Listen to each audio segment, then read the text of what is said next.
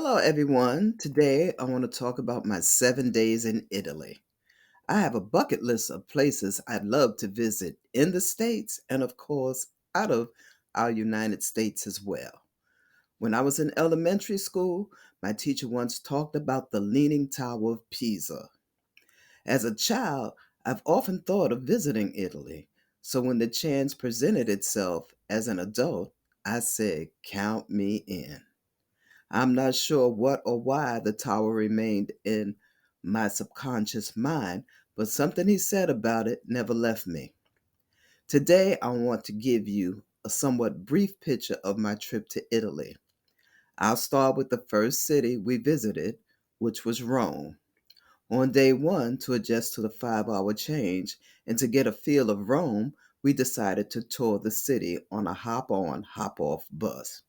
It turned out to be a great way to see where some of the tourist attractions reside. The next day, we were scheduled to tour the iconic Colosseum where gladiators once battled. Well, that didn't go over so well because we couldn't find the meeting place. We spoke to several natives of Rome and they hadn't heard of the street and or the restaurant of the meeting place. Finally, after running around for like 45 minutes, we found someone who directed us to the street and the restaurant, and of course, our group had already gone. Sadly, we missed the tour. However, we were able to see the outside very well, of course, because as you can see, it was pretty hard to miss the massive structure. The other people on our trip had a later tour time and a better meeting place. They were able to tour the inside of this ancient construction. While we were disappointed after missing out on our tour, we did get several pictures in front of the Colosseum. Because we had a 2 day hop on, hop off ticket, we were determined not to let it ruin the rest of our day. We decided to get back on the bus to visit the other attractions. Next stop was to the Pantheon, pictured with its impressive dome. Then we hopped back on the bus to see the Spanish Steps, which was a great attraction, but it took me a minute to climb the 135 steps. Next, there was the beautiful Trevi Fountain, which I was told was a must see, as you can hopefully tell it was captivating and a pleasant surprise. Day three, which was our last day in Rome, we Ubered over to the meeting place for our Vatican tour, which consists of the Vatican museums, which of course included the Sixtine Chapel and St. Peter's Basilica. We began our tour into Vatican City. However, before we got to the Sixtine Chapel, we were advised that it was considered disrespectful to take pictures because the chapel is considered a sacred place.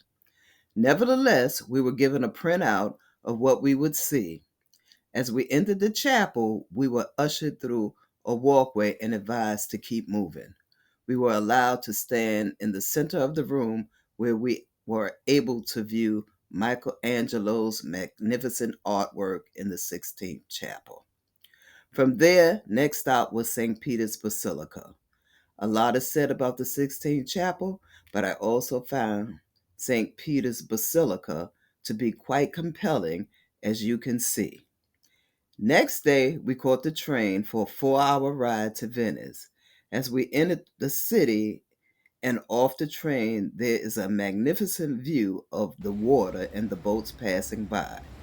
After we settled into the hotel, we decided to get something to eat and we went on a brief shopping trip. The next day, we had a 7 hour walking tour to St. Mark's Basilica, Doge Palace, and a gondola ride. All was great, but the gondola ride was pretty fantastic. The next day, we took a train to Florence. After checking into the hotel, we did a little shopping and then out to dinner. Although we had eaten at many places where the food was great, the food at this place was fantastic.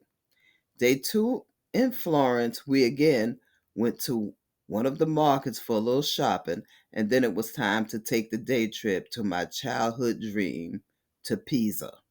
Once we got there, we walked about a mile, and there it was. To be quite honest, I was not sure what to expect, but I just had to see it. There it was, a tall white tower leaning. I, of course, took several pictures in front of the tower. I felt that my journey to Italy was now completed and I can scratch it off my list. The next day, we took the train back to Rome and on to the plane back to the States. In conclusion, if you should decide to visit Italy, there are a lot of great things to see. Although I saw quite a few things, there was others I missed. If you should take a trip to Italy, stop by the bank before you leave and get and exchange your dollars for euros because they do not take American dollars. If you should decide to use a credit card, make sure they don't charge transaction fees. Also, be mindful of the pickpocketers. There's great food to eat, and you can get around in an Uber to most places for a pretty reasonable price. I've added a few more pictures at the end of this chat, hopefully for your viewing pleasure.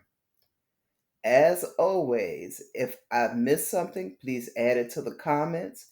Please remember to subscribe, like, share, and check the notification box for new content.